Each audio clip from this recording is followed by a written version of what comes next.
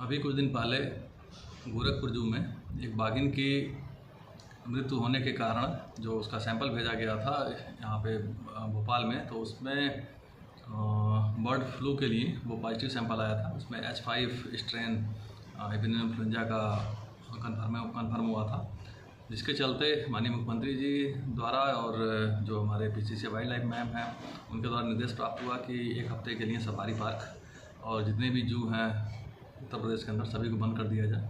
उसी के क्रम में इटावा सफारी पार्क को भी बंद कर दिया गया है एक हफ्ते के लिए। 20 तारीख तक सफारी बंद रहेगा और जो भी डायरेक्शन है वो उस डायरेक्शन का हम लोग जो अच्छा सा पालन कर रहे हैं।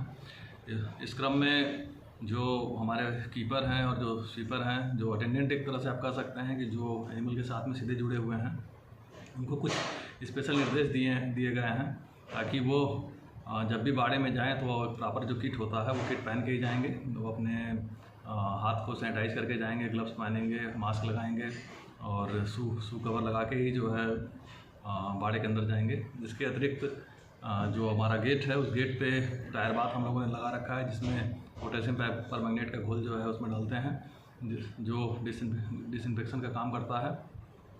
और बाड़ों के सामने जो ये आपके ट्रे रखे जाते हैं उसमें पोर्सलीन और चूना जो है उसमें रखे जाते हैं। सभी कीपर्स को निर्देश दिए गए हैं कि अपना पैर उसमें डिप करके ही जो है बाड़े के अंदर जाएंगे और डेडिकेटेड कीपर जो जिस बाड़े का है वो वहीं पे काम करेगा, किसी दूसरे बाड़े में नहीं जाएगा। और इस तरह से हम लोग इंश्योर कर रहे हैं कि कोई भी इन्फेक्शन हमारे किसी जानवर को जो है न फैले। वर्तमान में जितने जानवर हमारे पास हैं सभी स्वस्थ हैं और किसी में कोई लक्षण नहीं है। बस केवल सावधानी बरतते हुए हम लोग जो है एक हफ्ते के लिए जो ये टूरिस्ट के लिए सफारी बंद किए हैं वो इसीलिए किए हैं ताकि कोई भी इन्फेक्शन बाहर से जो हमारे सफारी पार्क में ना आ सके।